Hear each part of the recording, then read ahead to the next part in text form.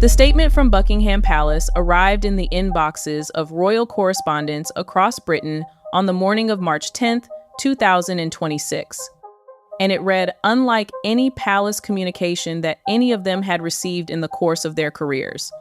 Palace statements are typically documents of managed ambiguity, carefully constructed to communicate a position while preserving enough interpretive space that the institution cannot be accused of having said exactly what it has said. This one was different. It functioned simultaneously as an obituary and as a warning. An obituary for the status of Princesses Beatrice and Eugenie within the working structure of the British monarchy, and a warning to every member of the extended royal family who had been watching the preceding weeks unfold and wondering whether William's new order applied to them. The answer, the statement made clear, was that it applied to everyone. There were no exemptions for bloodlines. There were no exceptions for the daughters of a king. The House of Windsor had decided, in the cold and calculated language of an institution that has run out of patience, that the era of shielding compromised members behind the prestige of the crown was finished.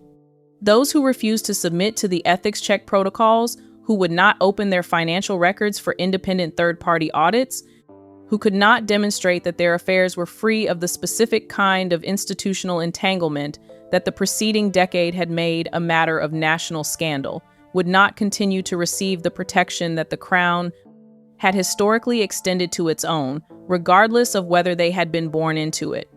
William and Anne appeared together in a unified public front that morning, a pairing that carries its own specific weight within the royal family, because Anne's public alignments are not offered casually, and her willingness to stand beside William in this configuration communicated to everyone who understood the language of such appearances that the decision had not been his alone.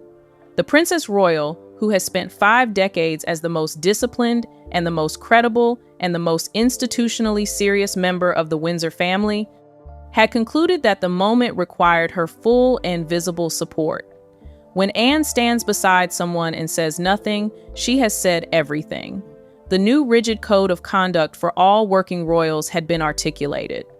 The targets of its first application were 2 women who had grown up inside the institution and who would now watch from outside it. This is the story of how that moment came to exist, not as an impulsive reaction to a single piece of bad news, but as the culmination of a months-long internal investigation, a financial audit process, a carefully constructed institutional mechanism called the ethics check, and a series of discoveries about shell companies and advisory fees, and the specific way that the Epstein scandal's financial tentacles had continued operating long after the public conversation about it had moved on. It is the story of how William built the case, how Anne enforced it, and how an institution that had spent decades managing the York crisis through the mechanism of deliberate restraint finally decided that restraint had cost it more than confrontation ever would. And it is the story of what gets built in the space that a purge leaves behind, because in the new Windsor order, vacuums are not permitted. They are filled deliberately and strategically by the people who represent exactly what the removed members did not.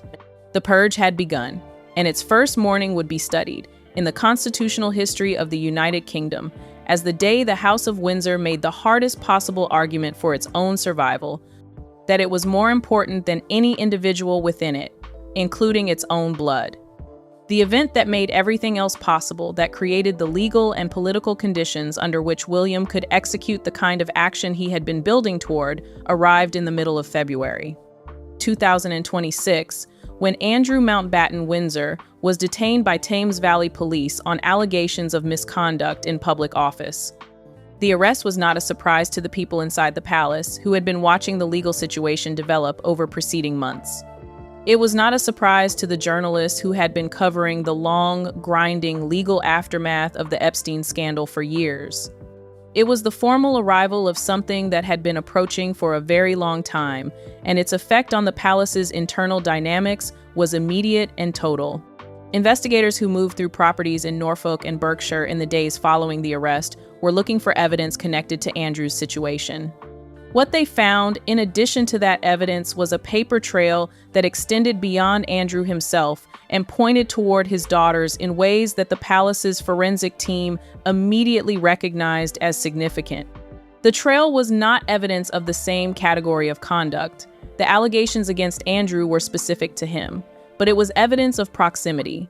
Proximity to the infrastructure, proximity to the networks, proximity to the financial arrangements that had been operating within the broader ecosystem of the Epstein scandal in ways that the palace had been monitoring and that were now under the conditions created by a criminal investigation with statutory powers becoming visible in their full dimensions. New documents released by U.S. authorities in the weeks following the arrest were particularly damaging for Beatrice. During her tenure as a UK trade envoy, a role that had been presented publicly as a ceremonial extension of royal engagement with British commercial interests, investigators raised the allegation that her activities had extended into territory that the role was not designed to encompass. The specific claim was that she had shared sensitive information regarding geopolitical conditions and investment landscapes in several regions with individuals connected to the broader network under investigation. The allegation had not been tested in any court and remained at the stage of investigative findings rather than established fact. But in the palace's internal assessment, which operated on a different standard than a courtroom's, the allegation was sufficient to require a response. The discovery that shifted Williams' internal analysis past the point where further restraint was tenable arrived through the forensic audit process that palace accountants had been conducting since the arrest. The multi-million-pound civil settlement that had been paid in 2022, the payment that had at the time generated an immediate public question about its origin and whose official characterization as a personal arrangement, had never fully satisfied the people asking appeared, through the forensic trail, to have a more complicated provenance than had been disclosed. Advisory fees and consulting contracts, flowing through accounts linked to companies where Beatrice and Eugenie held silent equity, appeared in the audit as potential partial sources for funds that had ended up contributing to the settlement. If this analysis was correct, the York sisters had been, knowingly or unknowingly, financially connected to the mechanism by which the family had attempted to make an Epstein-connected legal problem go away. Williams' response to the forensic findings was delivered in internal briefings whose language was unambiguous. The Crown cannot claim to uphold the rule of law while harboring members who use the royal seal of approval to secure high-interest financial arrangements through opaque vehicles that reputable institutions would reject outright. The era of managing the York problem through the mechanism of controlled silence was over. The evidence now required action. The only question was the mechanism through which that action would be delivered, and the mechanism William and Anne had designed was something considerably more elegant than a simple announcement of removal. The ethics check protocol was announced on March 9th as a transparency measure, a new requirement for all working royals to submit their financial affairs to independent third-party audit as a condition of continuing to receive the institutional protections and public standing that working royal status conferred. The framing was institutional rather than personal, a systemic upgrade to the monarchy's accountability infrastructure consistent with William's stated commitment to a slimmed-down and disciplined crown that demonstrated its relevance through the quality of its conduct rather than the prestige of its name. What it actually was, in the operational understanding of the people who had designed it, was a mechanism whose power lay in what it would reveal through refusal rather than through compliance. William and Anne had structured the ethics check with the specific knowledge that Beatrice and Eugenie's financial situation, if subjected to independent third-party scrutiny, would produce findings that could not survive public exposure. The invitation to comply was genuine, but the invitation was extended in the full understanding that the most likely response would be refusal, and that the refusal would accomplish, without the palace needing to make a single explicit accusation, exactly what a formal accusation would accomplish with considerably more institutional risk. Beatrice and Eugenie refused. They did not issue a formal statement declining the audit. They did not engage with the palace's transparency office or offer alternative arrangements that might have demonstrated some degree of good faith. They simply did not comply. And in the new Windsor framework, the absence of compliance was not treated as a neutral administrative position, it was treated as information. Anne's characterization of the refusal was precise and delivered with the economy of someone who has been waiting for the right moment to say something definitive. They did not simply fail the check. They chose to flee from it. Every day they remained tethered to their existing financial arrangements was another day they were choosing those arrangements over the institution that had shielded them from the consequences of those arrangements for years. The investigation that the refusal validated had already been assembling its picture, a period spanning 2018 to the present. Transaction volumes in the hundreds of millions of pounds moving through entities that, under forensic examination, appeared to have no tangible business output corresponding to the financial activity passing through them. Paper-only companies providing the appearance of professional productivity while serving as conduits for capital movement, whose ultimate origins and destinations were the subject of active inquiry.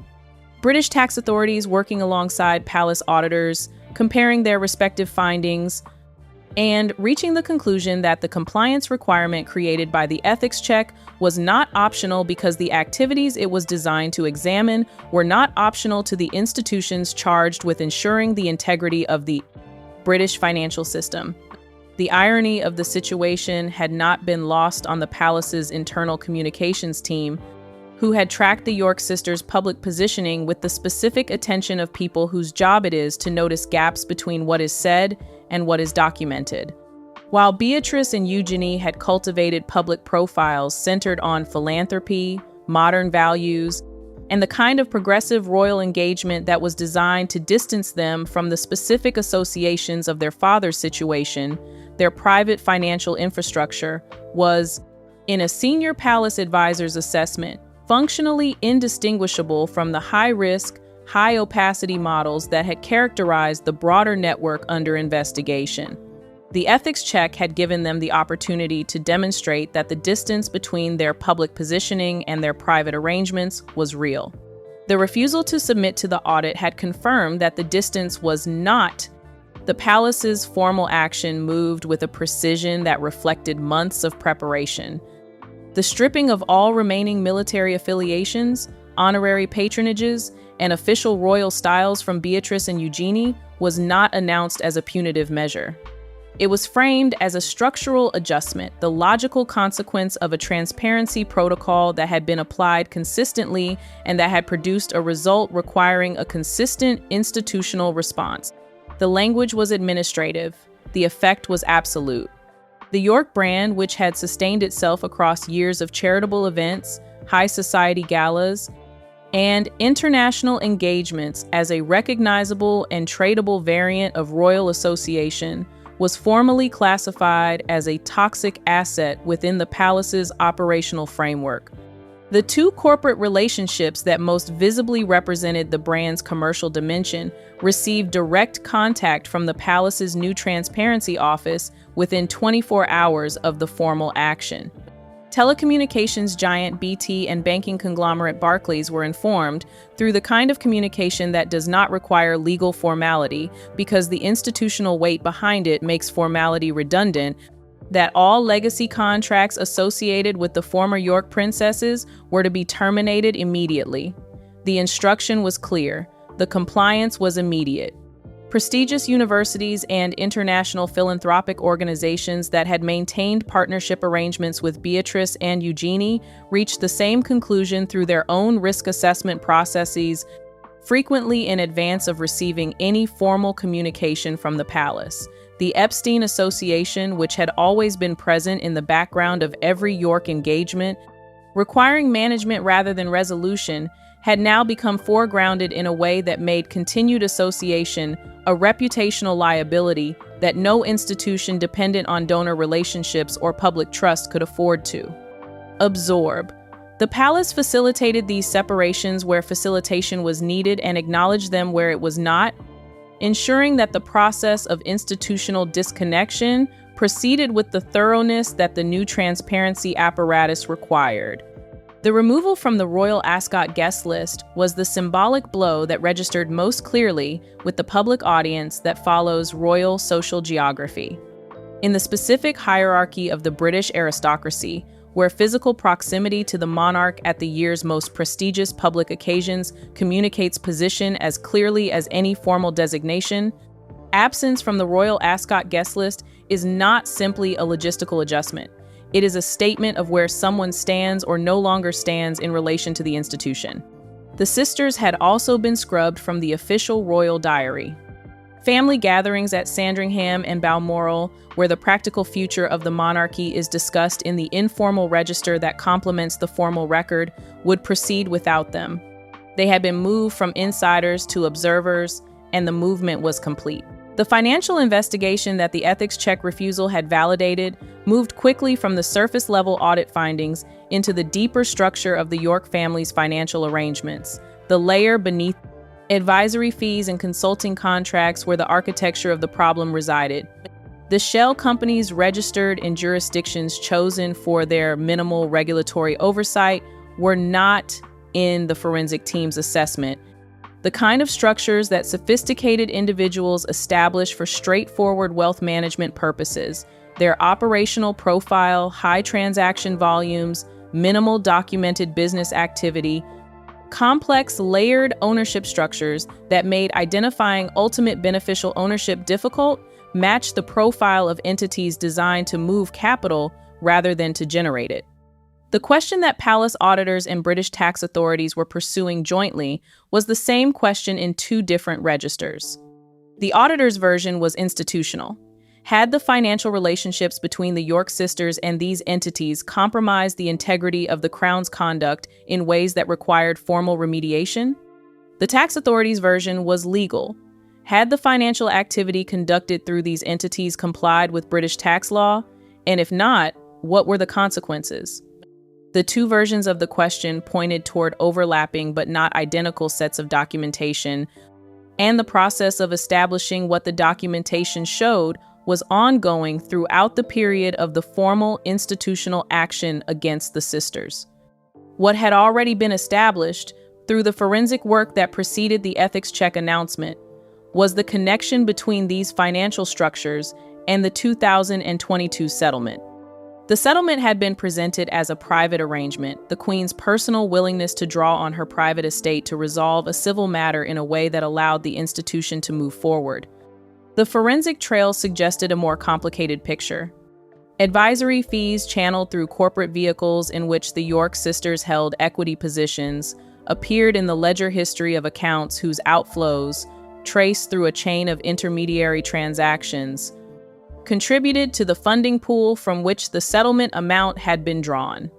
If the forensic analysis was correct and the palace's auditors were sufficiently confident in it to use it as the foundation for the ethics check protocol, then the family's most significant attempt to manage the Andrew problem had been partially funded through financial structures that were themselves under investigation. The scale of the financial exposure as the investigation's findings accumulated was significant enough to prompt the involvement of multiple regulatory bodies whose normal operations do not intersect with royal family matters. British tax authorities conducting their own parallel examination of the York sisters' financial affairs were coordinating with palace auditors on an information-sharing basis that had not previously existed. The implication of this coordination was not lost on the people observing from outside. When the institution responsible for the monarchy's integrity and the institution responsible for tax enforcement are working from the same documentary record, the days of quiet administrative containment are over. Behind the formal institutional actions, the personal consequences of the York family's situation were accumulating with the specific cruelty that institutional exposure produces when it moves from the professional domain into the domestic one. The sisters had structured their private lives around the assumption that the Crown's protection was durable, that the prestige and the privilege and the institutional shield would continue to function as buffers between their public positions and whatever scrutiny might attach to their background. The removal of that assumption changed the texture of their daily lives in ways that no formal palace communication could fully capture. Eugenie's attendance at King Charles's birthday celebrations alone, without Jack Brooksbank, her husband, whose business interests had attracted their own questions, was the detail that crystallized the domestic dimension of the situation for the public audience tracking it. Jack had been informed that his own financial records were required for the ethics check audit. His business interests, which had frequently been noted for their lack of documentary transparency, presented the same category of compliance challenge that his wife's situation had presented, and his response to the audit demand had been the same. The absence from the birthday event communicated to everyone present and to everyone who saw the photographs that the domestic unit was under the same pressures as the institutional one, and that those pressures were producing consequences that extended beyond titles and patronages. The move to Portugal had preceded the March 2026 crisis by several months and had been presented, when it occurred, as a lifestyle decision, the kind of international relocation that modern individuals with the means and the flexibility to choose their base of operations make for personal rather than strategic reasons. This framing had not survived the events of the preceding weeks. What had been a lifestyle choice had been retrospectively understood as something more specific, a tactical withdrawal to a jurisdiction outside the immediate reach of the British press and the British regulatory environment, undertaken in anticipation of exactly the kind of scrutiny that the ethics check and the forensic audit now represented. The tactical logic of the move was visible in retrospect. Its failure was equally visible. Rather than providing anonymity, the physical distance had created a vacancy in the British public's understanding of where the sisters were and what they were doing, and vacancies of this kind are filled by speculation rather than information. The speculation, in this case, was consistently and substantially worse than accurate information would have been. Beatrice had fared no better in her attempt to maintain a professional identity separate from the crisis surrounding her family name. Her cultivation of a business profile, the carefully maintained image of a serious professional whose royal connections were incidental to a career built on genuine capability, had depended on a separation between her public role and her family's background that the forensic findings had made impossible to sustain. The paper trail connecting her financial arrangements to structures associated with the broader inquiry had arrived in the public domain through the palace's own transparency process. The specific irony being that the institution's commitment to radical accountability had produced the disclosure that made her professional positioning untenable. She had spent years building distance from the Epstein Association. The ethics check had closed that distance in the specific way that financial documentation closes distances, with figures and dates and account numbers that do not permit the interpretive flexibility that narrative distance requires. The strategic intelligence of William's approach lay in its patience as much as its precision. He had not moved when the first concerning documents arrived on his desk. He had not moved when the forensic audit process produced its initial findings. He had not moved at the moment of Andrew's arrest, though the arrest had created the conditions that made movement possible. He had moved when the evidence was complete, when the mechanism of the ethics check had been constructed and deployed, and when the refusal to comply had provided the institutional justification that transformed a decision based on evidence into a decision that could withstand any challenge on the grounds of procedural fairness. The ethics check was the operational masterpiece of the entire sequence. By framing the audit as a universal requirement applied to all working royals rather than as a targeted measure directed at the York sisters specifically, William had created a process whose legitimacy could not be questioned on the grounds that it was personal or vindictive. Every working royal was subject to the same standard. The standard had been applied consistently. The York sisters had declined to meet it.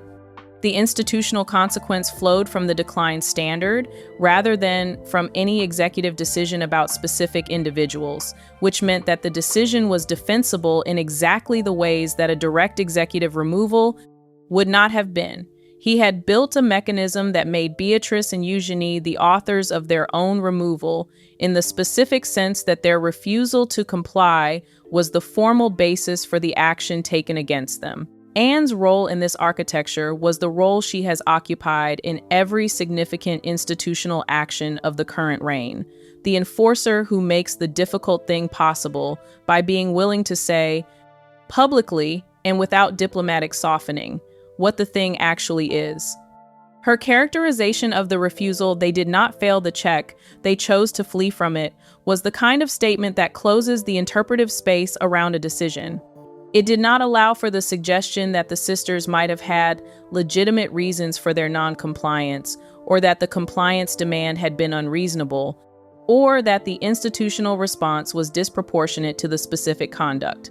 It identified the refusal as a choice. And choices, in the institution that Anne has served for 5 decades, have consequences that are applied without exception, because exceptions are the mechanism through which standards collapse. The public communication strategy that accompanied the institutional action was itself a departure from the traditional royal model. The palace did not wait for media leaks to force a response. It did not issue measured statements designed to minimize the story while appearing to address it.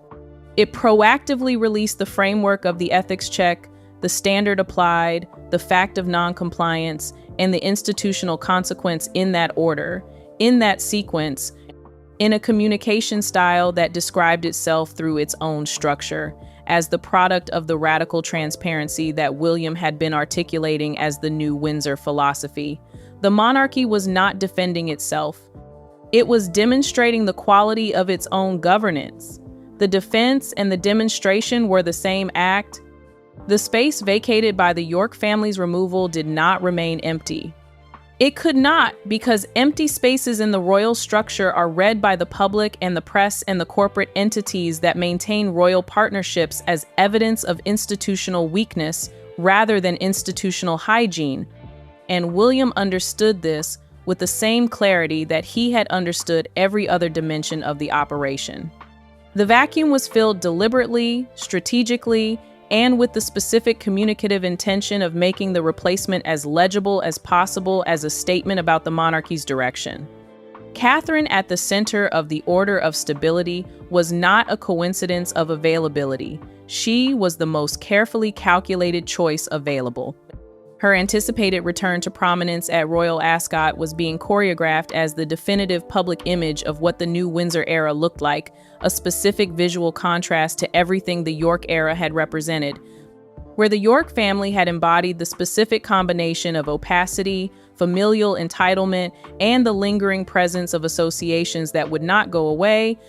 Catherine represented recovery, the institutional version of a correction made visible in the form of a person whose approval ratings had consistently measured as the highest in the royal family, and whose conduct across 14 years of public life had produced no significant reputational liability of any kind. Sophie, Duchess of Edinburgh, joined Catherine in the new configuration with the understated effectiveness that has characterized her entire royal career. Sophie had spent years building institutional credibility through the specific mechanism of doing the work without requiring the acknowledgement, attending the engagements that needed attending, maintaining the relationships that needed maintaining, demonstrating through sustained, consistent action the quality that the York family had claimed in its public positioning and had failed to demonstrate in its actual conduct. Her inclusion in the new frontline was not a promotion so much as a recognition of a status that had been earned across years of exactly the kind of service that the ethics check was designed to protect and reward. Lady Louise Windsor and James, Earl of Wessex, represented the generational dimension of the new order, the deliberate signal that the reboot was not merely a reshuffling of the existing senior generation, but a structural preparation of the next one.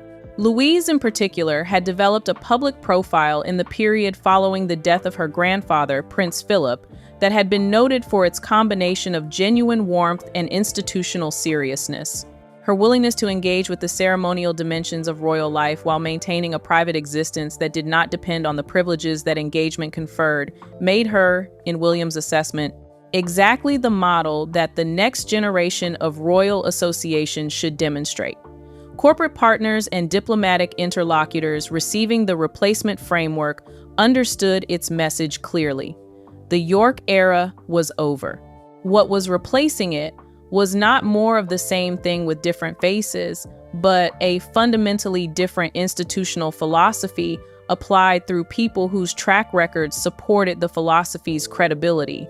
The constitutional historians who will eventually write the definitive account of what happened on March 9th and 10th, 2026, will note, as one of their primary observations, that the events of those 2 days represented something considerably more significant than a family dispute resolved through institutional mechanisms. They represented the moment at which the House of Windsor explicitly acknowledged, through its own formal conduct, that the social contract between the monarchy and the British public had been renegotiated on terms that the public, rather than the institution, had set. The mandatory external financial audit, the ethics check's substantive requirement, was an unprecedented concession to the democratic principle that public figures holding public standing must be accountable to public. Standards of transparency. The monarchy had historically maintained that its accountability ran upward through the constitutional structure to the sovereign, through the sovereign to the constitutional framework, rather than outward to the public in the direct and measurable way that elected officials are accountable to their constituents. The ethics check's implementation reversed this logic for the specific domain of financial conduct. Working royals were now accountable to the same transparency standards that any publicly funded institution applies to the people who manage its resources and deploy its name. The concession was structural, not merely symbolic. It created a precedent that would govern every future accountability question within the institution. The signal this sent to the Commonwealth, to Parliament, and to the global audience that follows the monarchy's evolution was precisely the signal William had designed it to send. The institution was not above the law. Its members were not exempt from the standards expected of any other public figure in a democratic society in the specific era of radical transparency that digital information environments had created. The Epstein scandal had been, for the monarchy, the specific and sustained confrontation with the question of whether that exemption was sustainable. The events of March 2026 were the definitive answer. It was not, and the institution had chosen to acknowledge this before the question forced the acknowledgement, rather than after. This was the specific quality of the action that distinguished it from crisis management. It was not reactive, it was constitutive. The ethics check did not respond to a problem. It created a new institutional standard from which there was no retreat.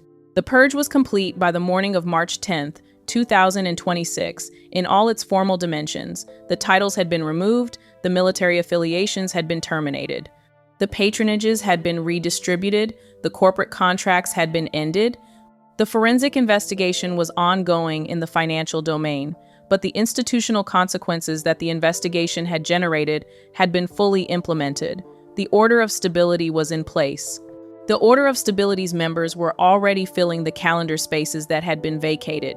The palace's proactive communication of the process had preempted the media framing that would otherwise have shaped the story.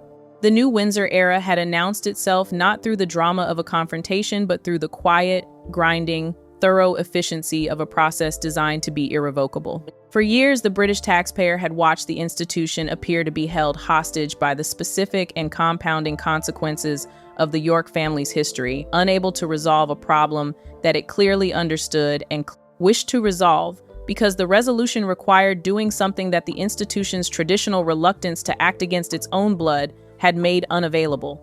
What William had accomplished was the construction of a mechanism that made the resolution available, that transformed a decision about bloodlines into a decision about standards, and made the standards the agent of the consequence, rather than the executive will of the prince who designed them. The ethics check was not William's decision. It was an institutional requirement. Beatrice and Eugenie had not been removed by William. They had been removed by their own refusal to comply with a standard that applied to everyone. The personal costs of what had been accomplished were considerable and real. Families had been severed in the specific way that institutional decisions sever families, not with the clean break of a personal choice, but with the ongoing, daily, visible presence of an institutional structure that has placed people on different sides of a line and that does not remove the line when the people on either side find it painful. Beatrice and Eugenie would not stop being William's cousins because the palace had removed their titles. The relationships would continue to exist in whatever private form they continued to exist in. What would not continue to exist was the institutional framework that had given those relationships their public dimension and their practical consequence. The broader historical implication of what the March days had demonstrated was the one that would outlast every specific detail of the York family's specific situation, that a monarchy can survive the sacrifice of its own bloodlines if the sacrifice is conducted with sufficient procedural integrity and sufficient communicative clarity to make the survival of the institution legible as a value worth the cost. William had built a case and had enforced it. The institution had emerged on the other side of its own most difficult recent decision with a clarity about what it was prepared to do and what it required from its members that had not existed before. The Crown had decided, and in the specific and enduring logic of institutions that have been making decisions for 1,000 years, a decision made this clearly, with this much documented foundation, would not easily be revisited. The new order had begun, and it had begun by demonstrating that it was serious.